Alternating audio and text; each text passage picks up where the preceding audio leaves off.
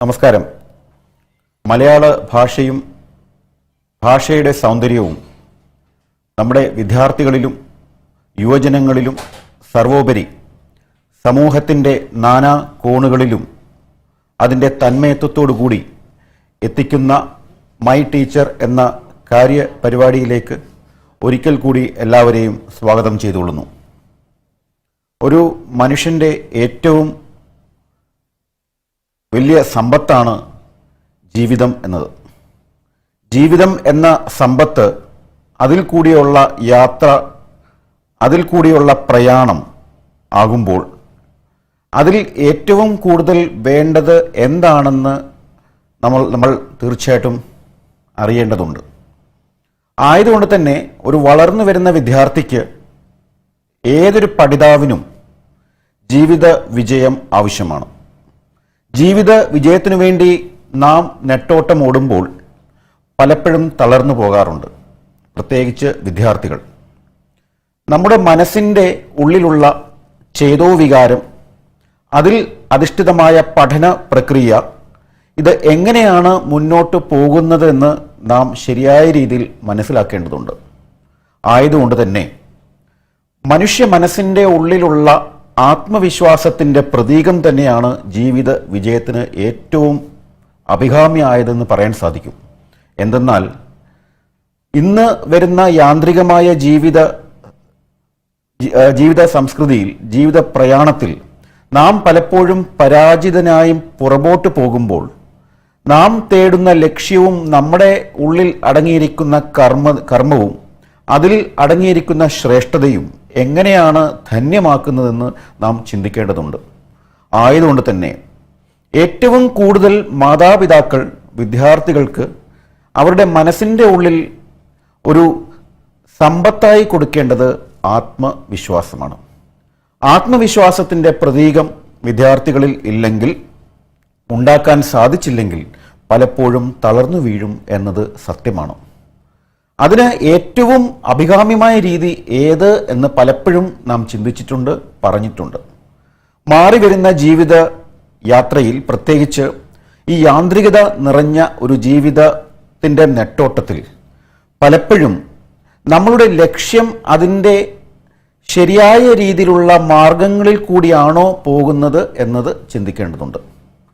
സത്യം, നീതി, ധാർമ്മികത, ഇതൊക്കെ നമ്മുടെ ജീവിത വ്യവസ്ഥയിൽ ഏറ്റവും വലിയ താല്പര്യങ്ങളാണ്.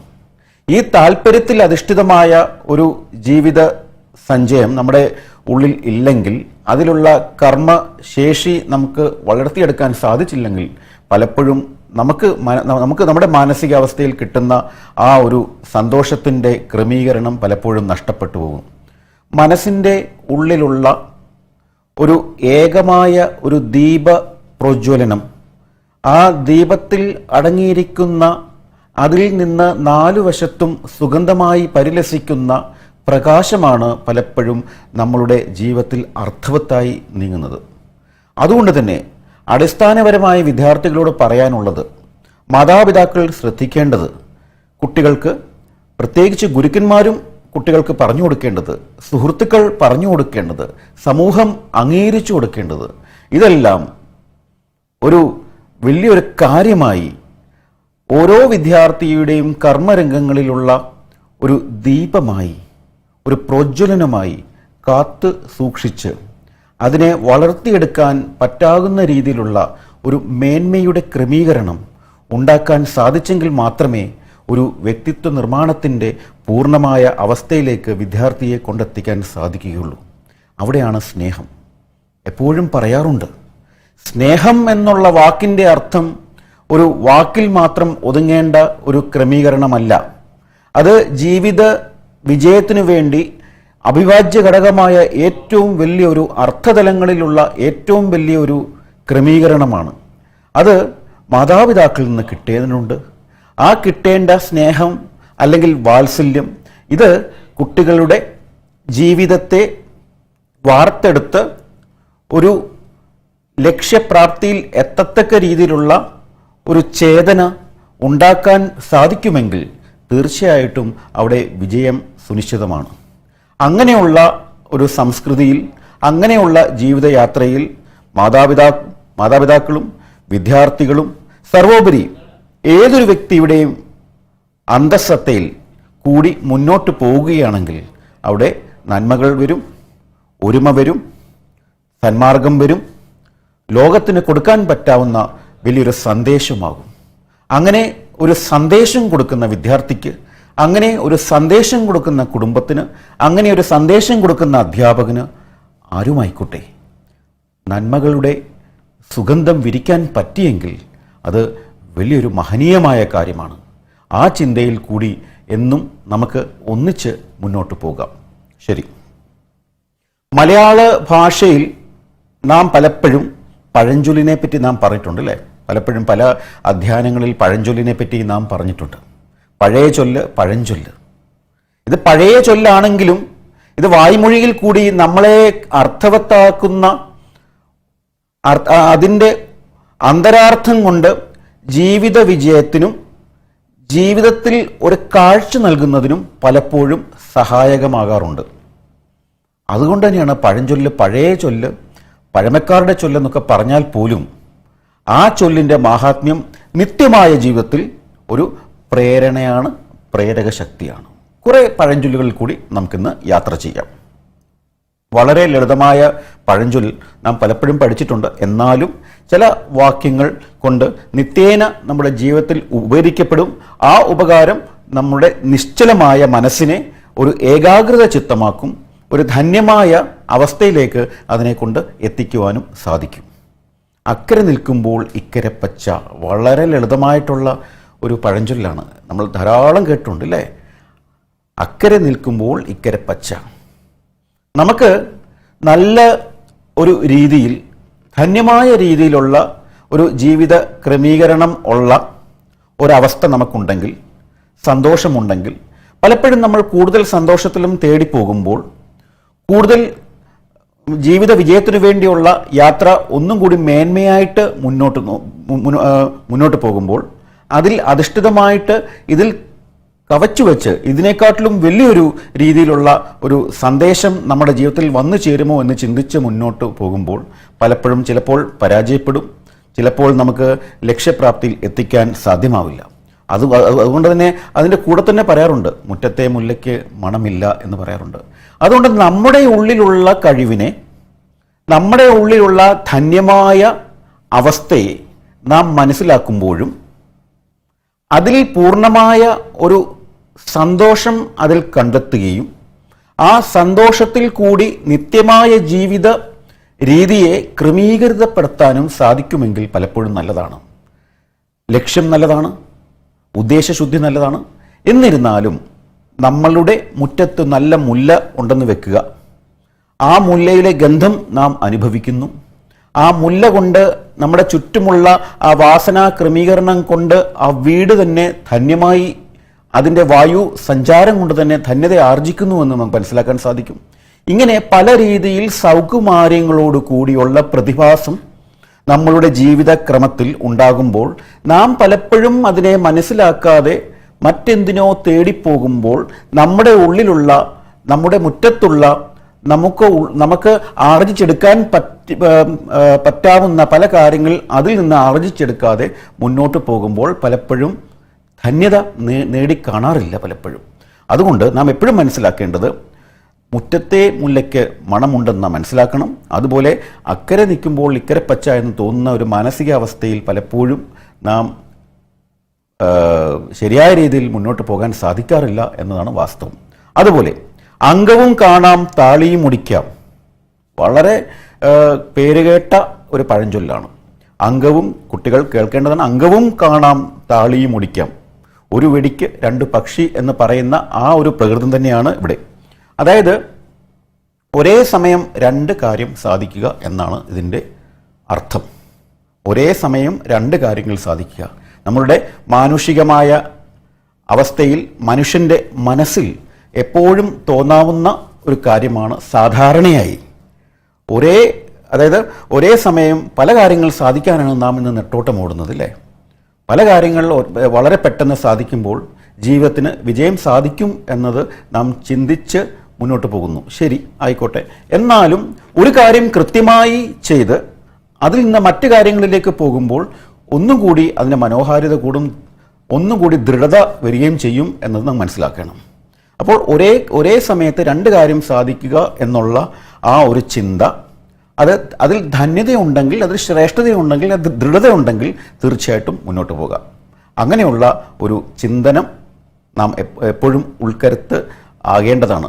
ഇപ്പോൾ പഠനത്തിൽ നാം പഠിക്കുകയും എഴുതുകയും വായിക്കുകയും ഇതെല്ലാം നമ്മുടെ ആവശ്യമാണ്. പഠനം എന്നൊരു വിഷയം വരുമ്പോൾ നാം പഠിക്കുക തന്നെ വേണം.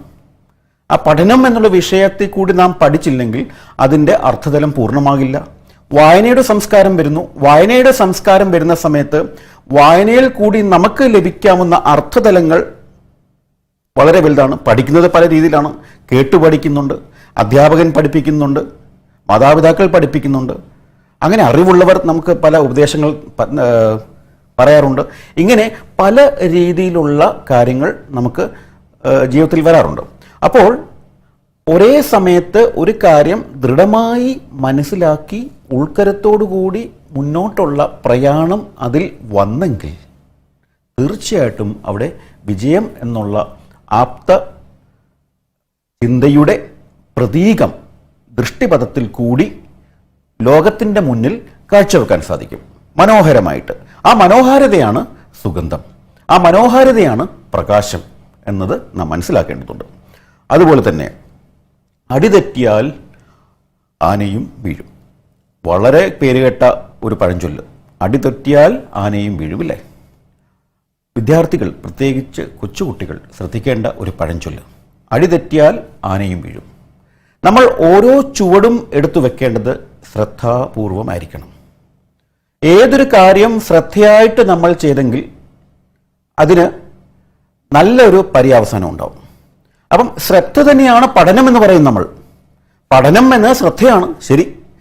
ശ്രദ്ധയായിട്ടുള്ള ഏത് കാര്യവും നാം ഉൾക്കൊണ്ടെങ്കിൽ മാത്രമേ അതിലുള്ള അന്തരാർത്ഥം നമുക്ക് പ്രയോഗിക്കാൻ സാധ്യമാവുകയുള്ളൂ. ഈ അന്തരാർത്ഥമാണ് ജീവിത വിജയത്തിന് പലപ്പോഴും മുതൽക്കൂട്ടായി വരുന്നത്. അപ്പോൾ ഏതൊരു കാര്യം ചെയ്യുമ്പോഴും, ഏതൊരു കർമ്മ രംഗത്ത്, ഏതൊരു ലക്ഷ്യപ്രാപ്തിയിലേക്ക് നമ്മൾ പോകുന്ന സമയത്ത് ചെയ്യുന്ന പ്രവൃത്തിയുടെ മാനദണ്ഡം അത് ഏത് രീതിയിലുള്ളതുമായിക്കോട്ടെ, നന്മയുടെ ഒരു ചിന്തയിൽ കൂടി പോകുന്നതായിക്കോട്ടെ, അങ്ങനെ അത് വരുമ്പോൾ വളരെ സൂക്ഷിച്ച് മുന്നോട്ട് നീങ്ങിയാൽ മാത്രമേ നമുക്ക് പ്രശ്നങ്ങൾ ഉണ്ടാകാതിരിക്കുകയുള്ളൂ. അല്ലെങ്കിൽ അശ്രദ്ധാപൂർവം, ഇപ്പം മുന്നിൽ വലിയൊരു കുഴിയുണ്ടല്ലേ, വളരെ ലളിതം, നമ്മൾ ആ കുഴി നോക്കാതെ മുന്നോട്ട് നടന്നാൽ തീർച്ചയായിട്ടും കുഴിയിൽ വീഴും അല്ലേ. ഏതൊരു കുട്ടിക്കും അറിയാവുന്നതാണ്. അപ്പോൾ മുന്നിലുള്ള കാര്യങ്ങൾ ശ്രദ്ധയായി കണ്ട് പഠിച്ച് മുന്നോട്ട് പോകുവാണെങ്കിൽ അത് ചിന്താമണ്ഡലത്തിൽ ഉദിക്കേണ്ടത് ആ പഠനത്തിൽ കൂടിയാണ്. അത് പഠനവുമായിട്ട് ബന്ധമുണ്ട്. അപ്പോൾ പഠനം എന്നത്, അറിവിൻ്റെ മേന്മ എന്നത് ഈ വിചാരധാരയിൽ കൂടി പോകുന്ന ഒരു രീതി കൂടിയാകും എന്ന് നാം മനസ്സിലാക്കണം. അതാണ് ഈ പഴഞ്ചൊല്ലിൻ്റെ മഹത്വം.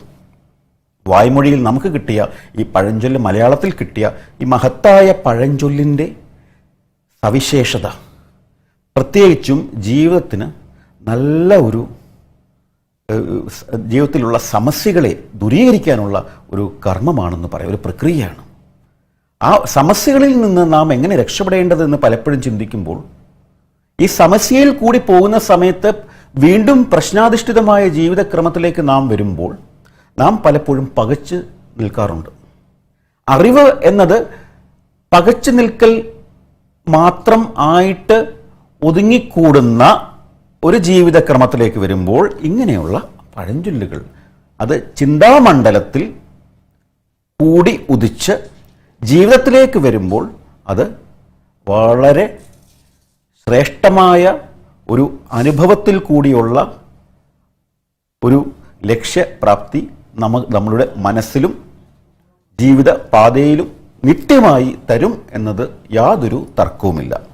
ശരി. അതുപോലെ അന്നം ചെന്നാലേ കിന്നരം പാടൂ, അന്നം ചെന്നാലേ കിന്നരം പാടൂ. നമുക്ക് നല്ല രീതിയിലുള്ള ഭക്ഷണം കഴിക്കുമ്പോൾ പ്രത്യേകിച്ച് നല്ല രീതിയിലുള്ള ഭക്ഷണം കഴിക്കണം എന്നാണ് നമ്മുടെ എല്ലാ ആഗ്രഹം. യുക്തമായ ഭക്ഷണം ശരീരത്തിന് പ്രായോഗികമായിട്ട് രോഗപ്രതിരോധ ശക്തി വരുത്തക്ക രീതിയിലുള്ള, മറ്റു രോഗങ്ങളെ ഉൾക്കൊള്ളാൻ അല്ലെ മറ്റ് രോഗങ്ങളെ അതിൻ്റെ അവസ്ഥയിൽ സ്വീകരിക്കാതിരുന്ന് ആരോഗ്യപ്രദമായ രീതിയിലുള്ള മൂല്യസമ്പത്തുള്ള ഭക്ഷണം നാം കഴിക്കുമ്പോൾ ആരോഗ്യം ഉണ്ടാവും. അപ്പോൾ ആരോഗ്യം എന്നത് മനസ്സിന് തീർച്ചയായിട്ടും വേണം, ആരോഗ്യം എന്നത് ശരീരത്തിനും തീർച്ചയായിട്ടും വേണം.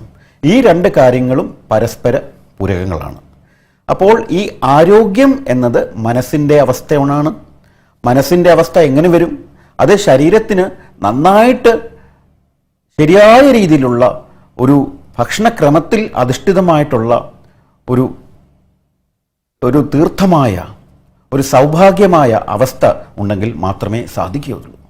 അതുകൊണ്ട് തന്നെ ഏറ്റവും പ്രധാനപ്പെട്ട ഒരു ചിന്തയാണിത്. അന്നം ചെന്നാലേ കിന്നരം പാടൂ. നല്ല ഭക്ഷണം കഴിക്കുക, എന്നാൽ മാത്രമേ നല്ല ശരീരത്തിന് വേണ്ട പോഷക അംശങ്ങളുള്ള ഭക്ഷണം കഴിക്കുക, എന്നെങ്കിൽ മാത്രമേ നമുക്ക് പ്രവർത്തിക്കാൻ പറ്റുള്ളൂ, കർമ്മം ചെയ്യാൻ പറ്റത്തുള്ളൂ. അപ്പോൾ ദുഷിച്ച ഭക്ഷണം കഴിച്ചാലോ നമ്മുടെ ശരീരത്തിന് ദോഷമുണ്ടാവും, നമ്മുടെ ശരീരത്തിന് ശരിയായ രീതിയിലുള്ള പോഷക സമൃദ്ധമായ ഉത്തേജനം കിട്ടില്ല, അതുകൊണ്ട് ശരിയായ രീതിയിലുള്ള ദർശനം മനസ്സിന് കിട്ടില്ല. ഇതൊക്കെ പരസ്പര പൂരകങ്ങളാണ്. അപ്പം ഇതാണ് ഈ പഴഞ്ചൊല്ലിൻ്റെ ഏറ്റവും വലിയൊരു മഹത്വം എന്ന് പറയുന്നത്. അതുപോലെ അലകടലിൽ അണകെട്ടുക ശ്രദ്ധേയമായൊരു പഴഞ്ചൊല്ലാണ്. അലകടലിൽ അണകെട്ടുക, അസാധ്യമായ കാര്യത്തിന് പരിശ്രമിക്കുക എന്നാണ് ഇതിൻ്റെ അർത്ഥം. അലകടലിൽ അണകെട്ടുക, നമുക്ക് സാധിക്കാൻ പറ്റാത്ത കാര്യത്തിലേക്ക് പോയി അത് സാധിക്കും എന്ന ചിന്ത ആത്മവിശ്വാസമാണ്. ശരി, യുക്തമായ രീതിയിൽ ചിന്തിക്കുമ്പോൾ അവിടെ സാധ്യമാവുകയില്ല എന്ന് നമുക്ക് അറിഞ്ഞാൽ പോലും നമ്മൾ അതിലേക്ക് വീണ്ടും പോകുക, അവിടെ പരാജയപ്പെടുക. അതുകൊണ്ട് ഞാൻ ഏറ്റവും നല്ല ഉദാഹരണം പറഞ്ഞിട്ടുള്ളത്, അലകടലിൽ അണകെട്ടുക സാധിക്കുന്ന കാര്യമാണോ?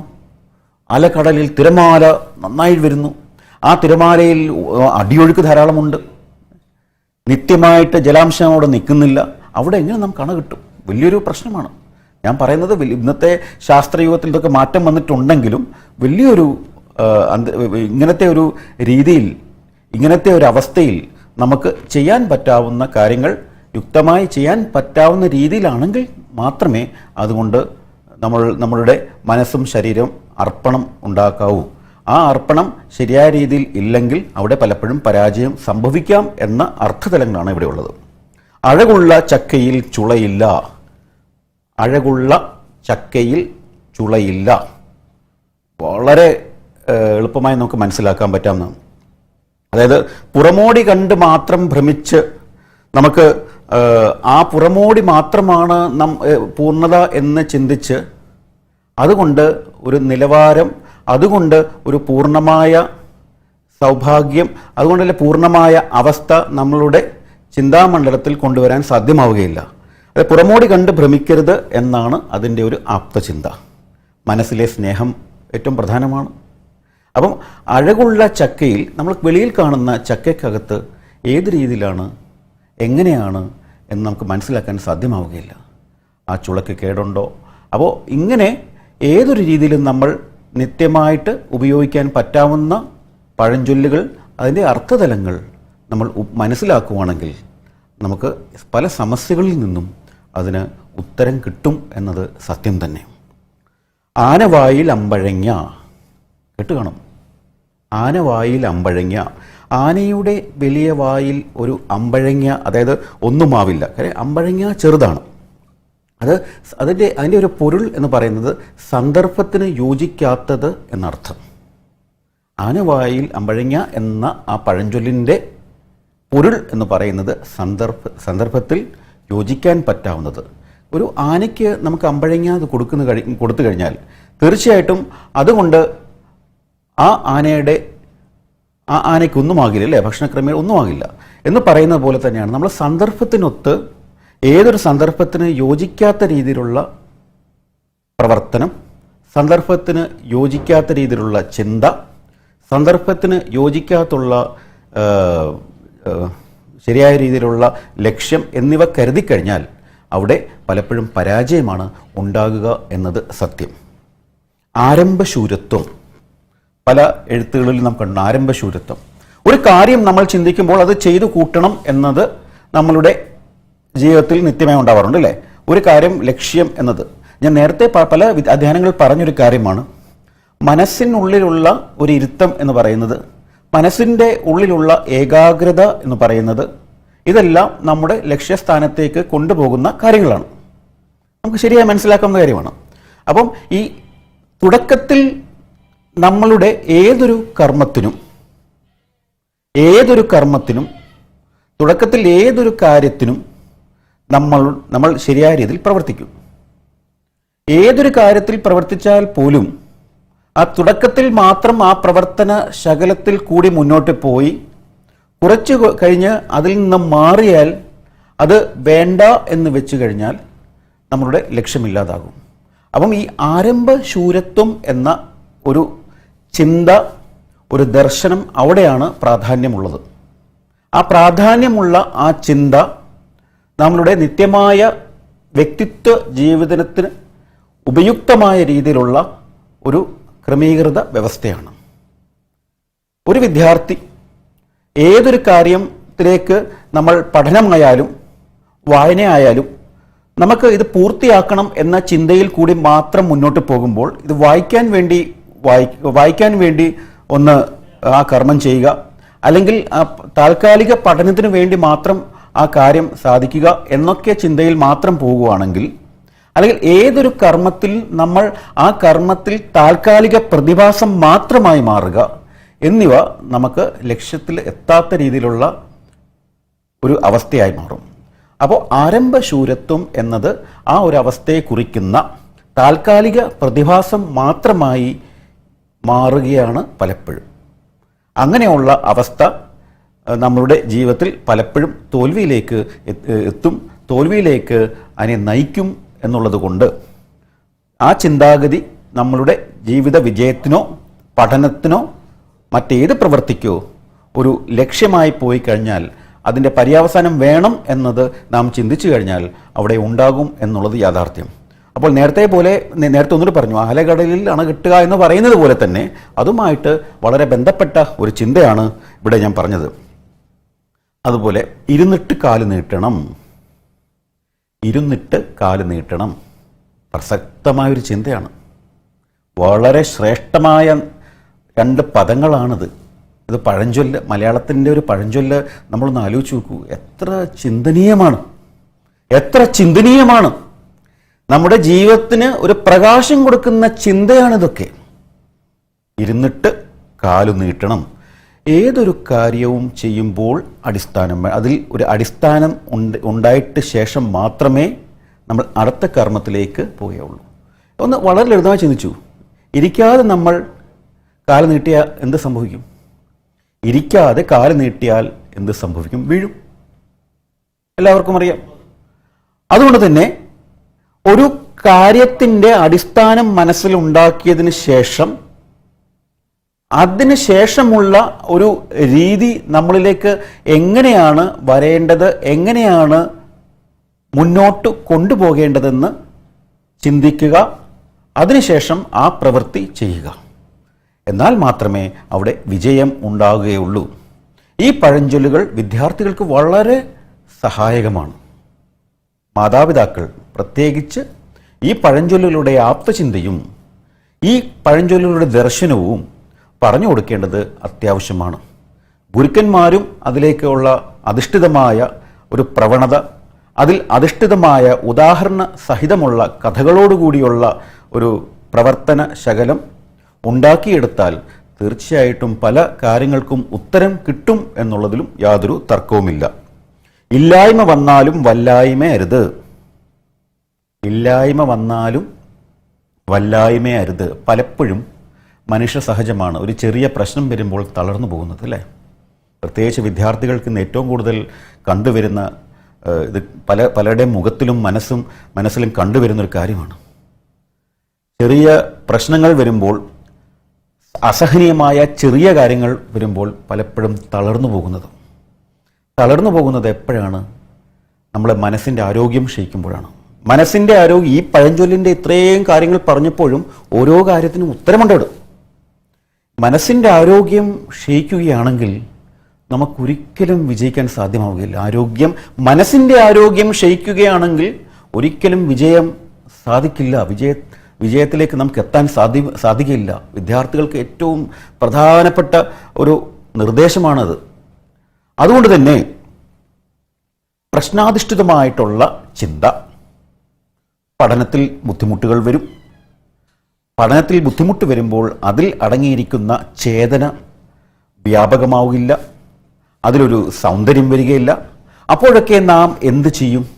അപ്പോഴൊക്കെ നാം അതിലേക്ക് പോകുന്ന അവസ്ഥ എങ്ങനെയാകും? ആ അവസ്ഥ മുന്നോട്ട് അങ്ങനെയാകുമ്പോൾ പലപ്പോഴും തളർന്നു പോകും. ആ തളർച്ച മാറ്റേണ്ടത് അങ്ങനെ നമ്മുടെ ആവശ്യമാണ്. അപ്പോൾ അങ്ങനെയുള്ള ഒരവസ്ഥ, മാനസിക സമ്മർദ്ദത്തിനുള്ളൊരവസ്ഥയിലേക്ക് വരുമ്പോൾ, മനസ്സിലേക്കുള്ള ഒരു ദർശനം പൂർണ്ണമായി കിട്ടാതെ വരുമ്പോൾ പലപ്പോഴും തളർന്നു പോകാൻ പാടില്ല. അവിടെയാണ് ഞാൻ നേരത്തെയും പറഞ്ഞത് ആത്മവിശ്വാസത്തിൻ്റെ പ്രതീകം. അതുകൊണ്ട് ധന്യമായ ഒരു ശ്രേഷ്ഠമായ ഒരു ജീവിതത്തിന് ആലങ്കാരികമായ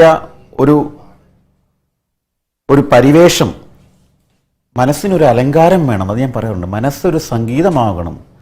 മനസ്സ് അതിൽ അലങ്കാരം, സംഗീതം കൊണ്ട് ഉദ്ദേശിക്കുന്നത് ഒരു താളനിബിഡമായ ഒരു ചിന്തയിൽ കൂടി അത് വരണം. എപ്പോഴും ഈ ചിന്ത എന്ന് പറയുന്നത് പലപ്പോഴും നമ്മളെ തളർത്താറുണ്ട്. വിദ്യാർത്ഥികൾക്കായാലും മുതിർന്നവർക്കായാലും ആ ചിന്താശക്തി നമ്മളുടെ മനസ്സിൽ, അതിൻ്റെ അവസ്ഥയാണ് പ്രധാനം. ചിന്താശക്തിയിൽ അധിഷ്ഠിതമായിട്ടുള്ള ചിന്തനം വരുമ്പോൾ, ചിന്തയിൽ കൂടി വന്നതിന് ശേഷം അവിടെ ചിന്തനം പരിപൂർണമാകുമ്പോൾ, അവിടെയാണ് പലപ്പോഴും മനുഷ്യ മനസ്സ് കലുഷിതമാകുന്നത്, സന്തോഷമുണ്ടാകുന്നത്, ദർശനമുണ്ടാകുന്നത്. ശ്രദ്ധിക്കുക, ഈ 3 കാര്യങ്ങളും ഏതൊരു മനുഷ്യൻ്റെ ജീവിത സഞ്ചയത്തിൽ ഉണ്ടാകുന്ന കാര്യങ്ങളാണ്. ഇത് മറക്കാതിരിക്കുക. അതുപോലെ നിറകുടം തുളുമ്പില്ല.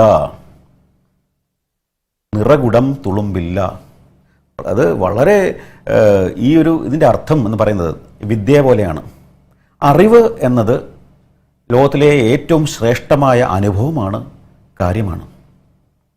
എത്ര അറിവ് കിട്ടിയാലും ഈ അറിവ് എളിമയായി കൊണ്ടുപോകണം എന്നാണ് പലപ്പോഴും നമ്മൾ മാതാപിതാക്കൾ പറഞ്ഞു തരാറുള്ളത് അല്ലേ? പല കഥകൾ പറയാറുണ്ടല്ലേ?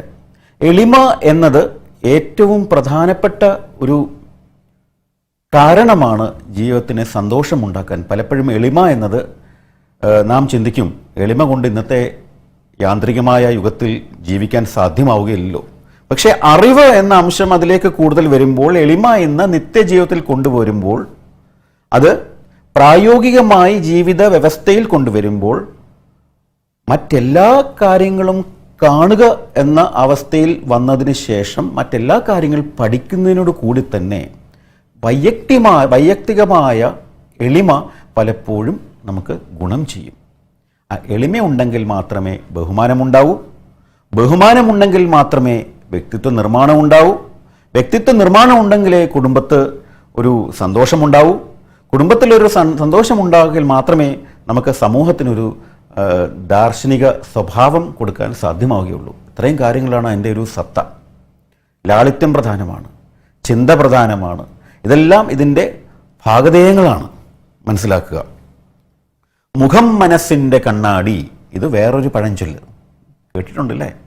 മുഖം, നമ്മൾ പലപ്പോഴും ഒരു ചെറിയൊരു വിഷമം വരുമ്പോൾ തന്നെ നമ്മുടെ മുഖം മ്ലാനമാകും. സന്തോഷം വരുമ്പോൾ മുഖം, സന്തോഷത്തിൻ്റെ ഒരു അന്തരീക്ഷം മുഖത്ത് ഒരു പ്രസാദ കിരണമായി വെളിയിലേക്ക് പരിലസിക്കും. അതുപോലെ അഹങ്കാരം വരുമ്പോൾ അഹങ്കാരത്തിൻ്റെ ആ ഒരു പ്രക്രിയ മനസ്സിൻ്റെ ഒരു ദാർശനിക സ്വഭാവത്തിൽ കൂടി വെളിയിൽ വരും. അങ്ങനെ പല രീതിയിലാണ് മനുഷ്യൻ്റെ അവസ്ഥ. അതുകൊണ്ടാണ് മുഖം മനസ്സിൻ്റെ കണ്ണാടി, ഇതൊക്കെ മൂടി വെക്കുന്നവരുണ്ട്. അതും ശരി. ഇതൊന്നും വെളി കാണിക്കാത്ത ആൾക്കാരുണ്ട്. അതും ശരി. എന്നിരുന്നാലും ഒരു സാധാരണ മനുഷ്യൻ്റെ അവസ്ഥയാണ് ഇവിടെ പറയുന്നത്. ഒരു സാധാരണ മനുഷ്യൻ്റെ ഒരു അവസ്ഥ ദുഃഖവും സന്തോഷവും അഹങ്കാരവും കോപവും ഇതെല്ലാം വരുമ്പോൾ ആ മുഖത്ത് കാണാറുണ്ട്. അപ്പോൾ മുഖം മനസ്സിൻ്റെ കണ്ണാടിയാണെന്ന് പറയുന്നത് കൊണ്ട് തന്നെ പലപ്പോഴും മുഖത്ത് നോക്കി കാര്യങ്ങൾ പറയാറുണ്ട് പലപ്പോഴും, അല്ലേ? പക്ഷേ മുഖം നോക്കി പറയാറുണ്ടെങ്കിലും ഇന്ന് യാന്ത്രികമായ യുഗത്തിൽ മാറ്റങ്ങൾ വന്നപ്പോൾ മനുഷ്യ മനസ്സിനെ തിരിച്ചറിയാതിരിക്കാനും അതിൻ്റെ സങ്കീർണമായ അവസ്ഥ മനസ്സിലാക്കാതിരിക്കാനും നമുക്ക് അങ്ങനെ ഒരു സാഹചര്യം വരുന്നു എന്നുള്ളതും ഒരു സത്യമാണ്. അതിൻ്റെ കൂടി തന്നെ സാധാരണ ഒരു വ്യക്തി, പ്രത്യേകിച്ച് ആ വ്യക്തിയിൽ ഒരു ജീവിത ക്രമത്തെ മുന്നോട്ടെടുക്കുമ്പോൾ ഈ ഒരു കാര്യം നമ്മൾക്ക് അനുഭവപ്പെടും എന്നുള്ളത് സത്യമാണ്. ശരി, അതുപോലെ മുല്ലപ്പൂമ്പൊടി ഏറ്റുകിടക്കും കല്ലിനുമുണ്ടൊരു സൗരഭ്യം. മുല്ലപ്പൂമ്പൊടി ഏറ്റുകിടക്കും കല്ലിനുമുണ്ടൊരു സൗരഭ്യം. ഇതിന് ധാരാളം ഉപന്യാസങ്ങൾ ഇതിനെക്കുറിച്ച് എഴുതാറുണ്ട്, അല്ലേ? നമ്മുടെ പഠനത്തിൽ കൂടി വളരെ ലളിതമാണ്. എന്നാൽ അതിൻ്റെ അർത്ഥതലം എന്താണ്? മുല്ലപ്പൂമ്പൊടി ഏറ്റുകിടക്കും കല്ലിനുമുണ്ടൊരു സൗരഭ്യം. നമ്മളുടെ അടുത്ത് നല്ല സുഹൃത്ത് ബന്ധങ്ങൾ ഉണ്ടെങ്കിൽ കുട്ടികൾ ശ്രദ്ധിക്കേണ്ടതാണ്. നല്ല സൗഹൃദങ്ങൾ നമുക്കുണ്ടാകുമ്പോൾ ആ സൗഹൃദത്തിൽ കൂടി കിട്ടുമ്പോൾ അതിൽ നിന്ന് ലഭിക്കുന്ന ഏതൊരു ചിന്തയും പലപ്പോഴും നമുക്ക് ഉപകാരപ്പെടും. നന്മ തരുന്ന ഒരു വ്യക്തി, നന്മയിൽ അധിഷ്ഠിതമായ ചിന്തയിൽ കൂടിയുള്ളൊരു വ്യക്തി, ഒരു സന്മാർഗ ചിന്തയിൽ അധിഷ്ഠിതമായ വിദ്യാർത്ഥിയോ വ്യക്തിയോ, അവരിൽ നിന്ന് കിട്ടുന്ന അറിവ് പ്രധാനമാണ്. അവരുടെ അറിവ് പലപ്പോഴും ഒരു ദർശനമാകാറുണ്ട്. ആ അറിവ് പലപ്പോഴും പ്രചോദനമാകാറുണ്ട്. ഇതെല്ലാം ഒരു ദീപ്തമായ, അതായത് ഒരു സമൂഹത്തിന് കൊടുക്കാൻ പറ്റാവുന്ന ഒരു സ്വഭാവ വിശേഷതയാണ്. ആ വിശേഷതയിൽ കൂടി വന്ന ഒരു വിശേഷണമുണ്ടാകുമ്പോൾ അവിടെ ധന്യത ഉണ്ടാകുന്നു എന്നത് സത്യം.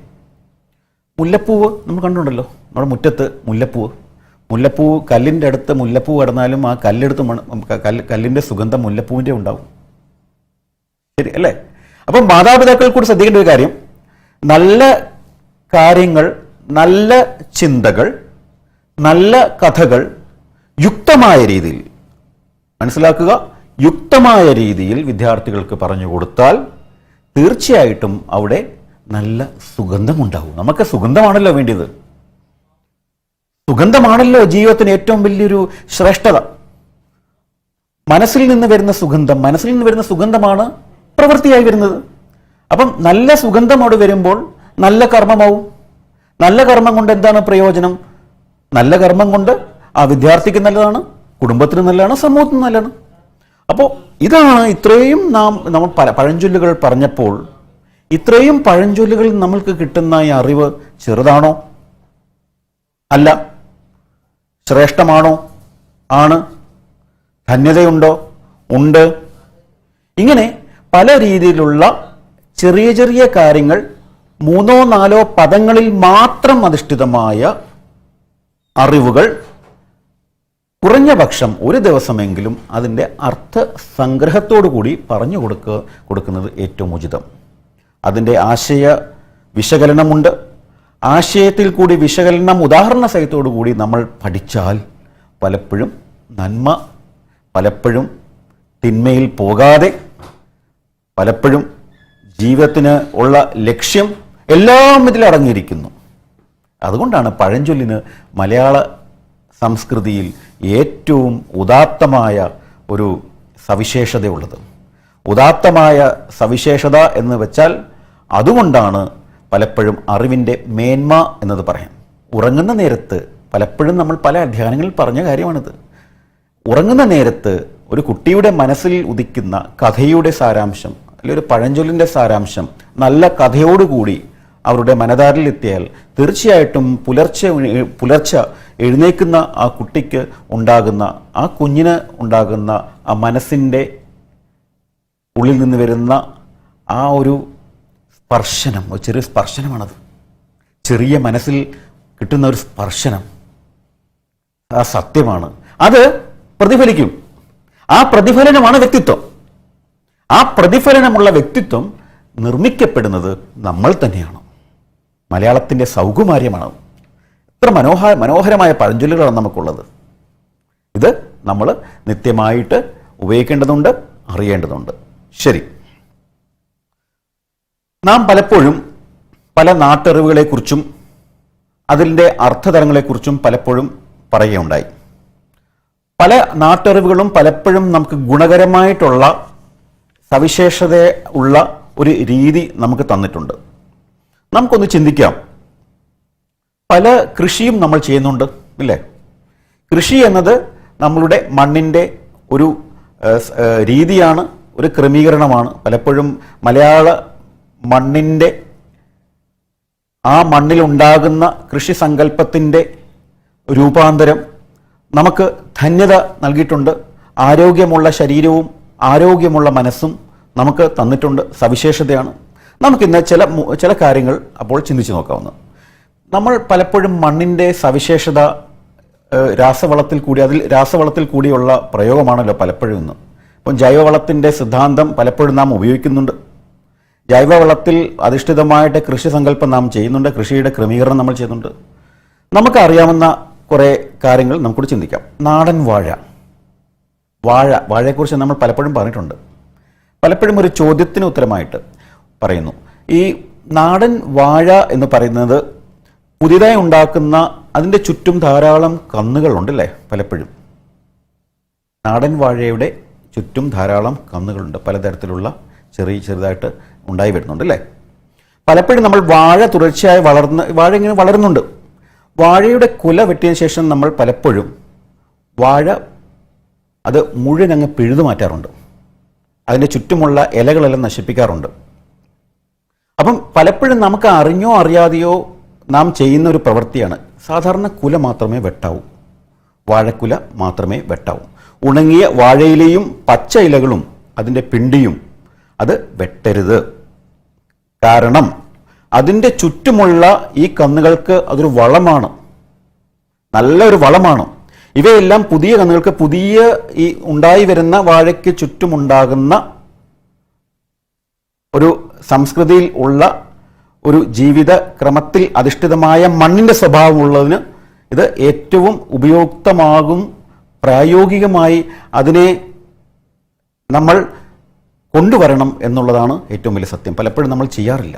അതുപോലെ തന്നെ വാഴയുടെ ഇടയിൽ പലപ്പോഴും നമ്മൾ വാഴ വരുന്ന സമയത്ത്, വാഴയ്ക്കുള്ള വലിയ കാറ്റൊക്കെ വരുന്ന സമയത്ത് വീഴാറുണ്ട് വാഴ, അല്ലേ? ഈ മലയാളത്തിൻ്റെ പല കൃഷി രീതികളും അനുഭവങ്ങളിൽ കൂടി ഉണ്ടായിരുന്നു. അനുഭവം എന്നത് ഏറ്റവും പ്രധാനമാണ്. മണ്ണിൻ്റെ സ്വഭാവം അറിയാം, കൃഷിയുടെ സ്വഭാവത്തിൽ അതിൻ്റെ കാലാവസ്ഥ വ്യതിയാനം അറിയാം. ഇതെല്ലാം അറിയുന്നതിനോട് കൂടി തന്നെ നാം ചെയ്യേണ്ട ചില ലളിതമായ കാര്യങ്ങളാണ്. എന്നാൽ പലപ്പോഴും നാം വിസ്മരിക്കുന്നു. നാം അറിയാതെ, അതിൻ്റെ അറിവില്ലാതെ നമ്മൾ പലപ്പോഴും പകച്ചു നിൽക്കുന്നു. അതുകൊണ്ടാണ് പലപ്പോഴും ചില കൃഷികൾ പരാജയപ്പെട്ടു പോകുന്നു എന്ന് പലരും പറയാറുള്ളത്. ആയതുകൊണ്ട് നമുക്ക് ചിന്തിക്കാം.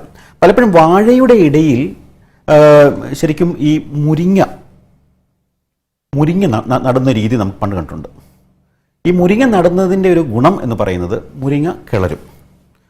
മുരിങ്ങ കിളർന്നു വരുന്ന സമയത്ത്, ഈ നല്ല കാറ്റുവീഴ്ച ഉണ്ടാകുന്ന സമയത്ത് ഇതിനെ തടുക്കാനുള്ള ശേഷിയും, ആ കാറ്റിൻ്റെ ഗതി അത് ശക്തമാണെങ്കിൽ അതിനെ നിയന്ത്രണാതീതമാക്കാനും ഇതിന് സാധിക്കും എന്നത് നാം മനസ്സിലാക്കണം.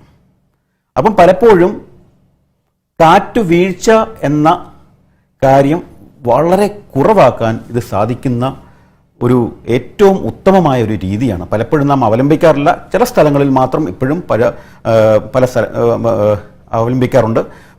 പലപ്പോഴും നമുക്കതിനെക്കുറിച്ചുള്ള അറിവ് ഇല്ലാത്തതുകൊണ്ടാകാം.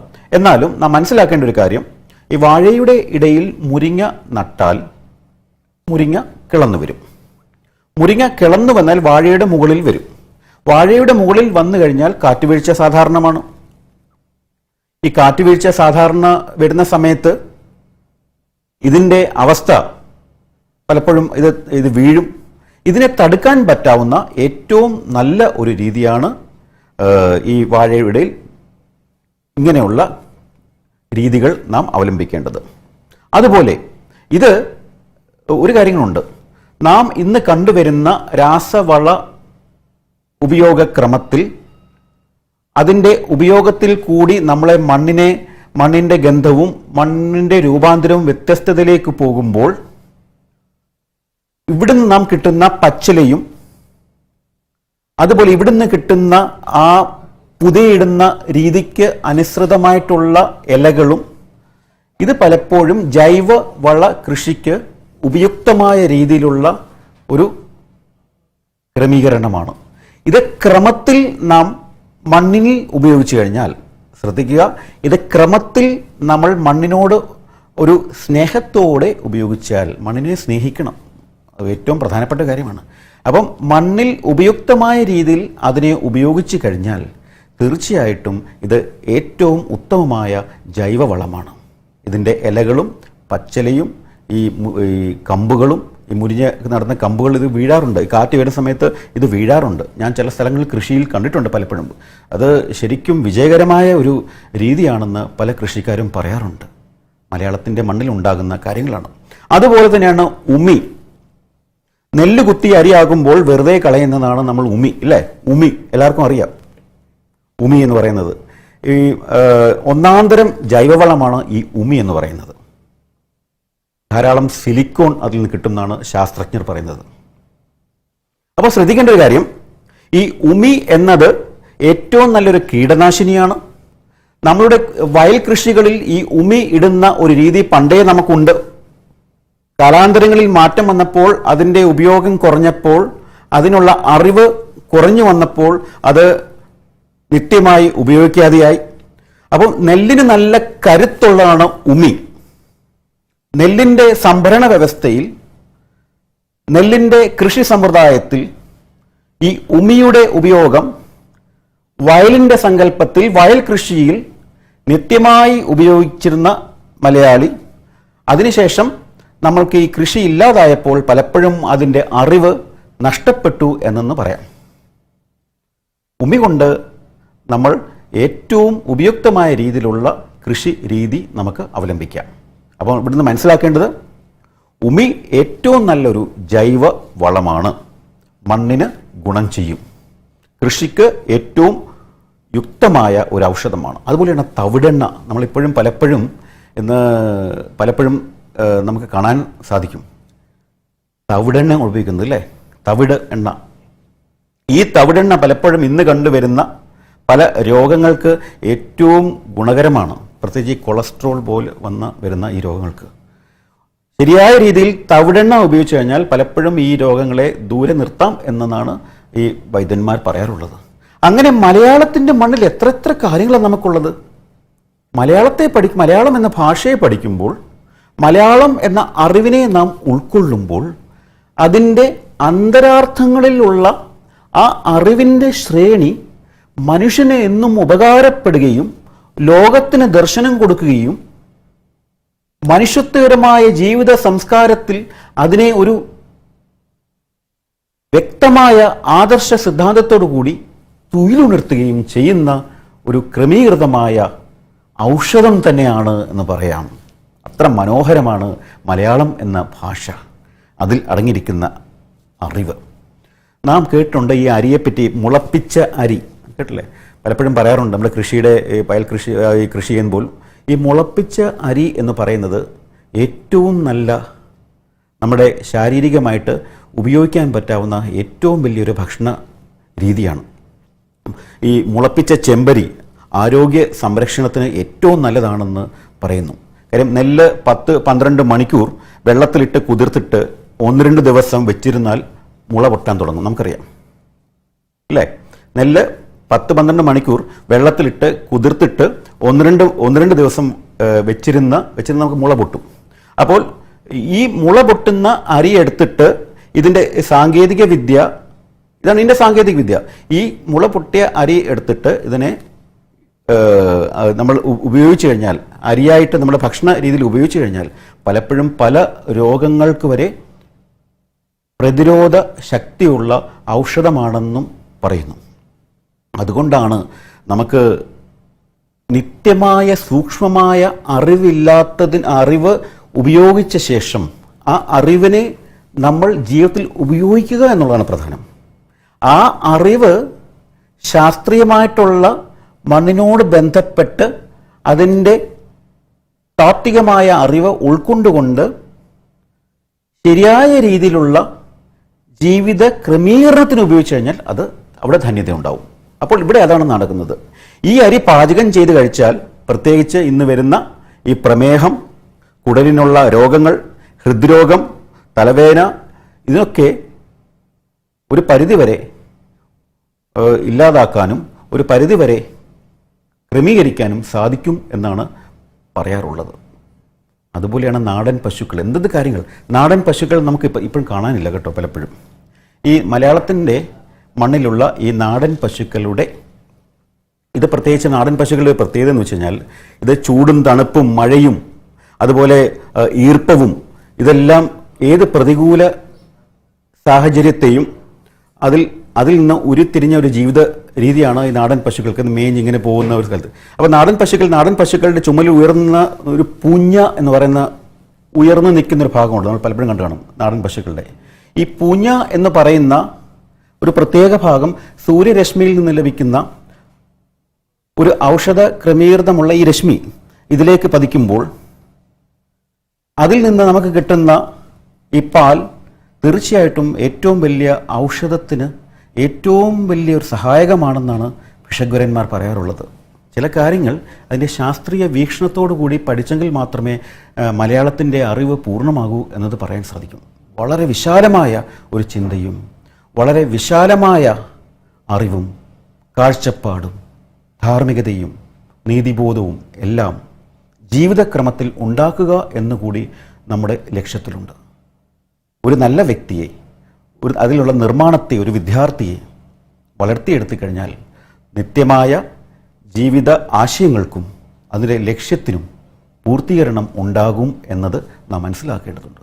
മലയാളത്തിൻ്റെ സംസ്കാരത്തിൻ്റെ മഹനീയത ഇത് തന്നെയാണെന്ന് മനസ്സിലാക്കുക. കൂടുതൽ കാര്യങ്ങൾ നമുക്ക് അടുത്ത അധ്യയനത്തിൽ പറയാം.